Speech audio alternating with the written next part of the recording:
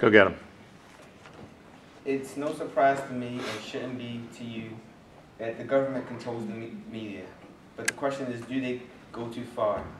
They already control everything. Now, in the founding documents, they stated that freedom of press is the freedom of communication and expression through vehicles, including various electronic media and published materials. Now, whether that First Amendment right is allowed by the government is a different question. I remember an episode of Family Guy where Peter is pissed off about the censorship of television, being so mad that he creates his own television station with raunchy shows such as the Side Boob Hour. Eventually, the FCC, a government organization, of course, comes and shuts him down. The FCC even goes as far as try to censor real life in the episode. Even though this is a cartoon, it speaks to the extent the government will go to protect its citizens. Now, let's go back to where it all started. In 1934, the government passed the Communications Act of 1934. It operates as an independent U.S. government agency and is overseen by Congress. This helped establish the FCC.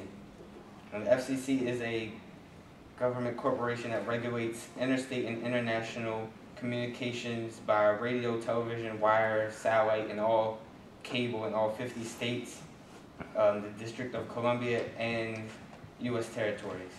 This means anything you hear or see, the FCC probably controls it. You know, at the beginning of some shows where they say viewer discretion is advised, that's the FCC at work. They help set different ratings for television shows, and they also help with the video game ratings.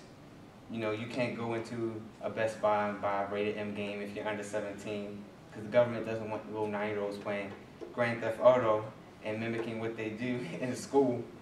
So they had to put that in place. Oh, also if you watch a movie on, say, BET or VH1, and you've seen it like in movie theater and it's a lot of cussing, but on BET they might be like, "Oh, I hate you, mother trucker," or "You son of a banana," something to that effect. You already know what they're really saying, but they're trying to protect you and everybody else. Also, the government has many different bureaus to help regulate media.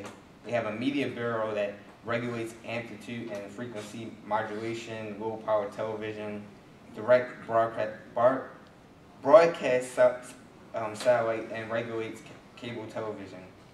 The Wireline Competition Bureau regulates telephone and cable facilities. The Wireless Telecommunications Bureau administers all domestic, commercial, and private wireless telecommunication programs and policies. Now, most of the time, the government has been split into two different sections when it comes to media: telecommunication and print. Print is just, you know, your everyday magazine, newspaper, or anything like that.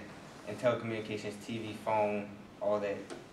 They also got into the internet when there was a massive growth in the late 80s, early 90s. They decided to take action by passing the Digital Millennium Copyright Act in 1998 to deal with internet issues and advanced technologies used to bypass copy protection laws devices. You don't want the kids to just go to internet sites with 3 X's in it anytime they want. So that's why they passed that. In conclusion, you can see that the government has gone to great length to protect media and make it the way they want. To end, I leave you with a quote from Thomas Jefferson: "No government ought to be without censors, and where the press is free, no one ever will." Thank you. There you go. Nice work.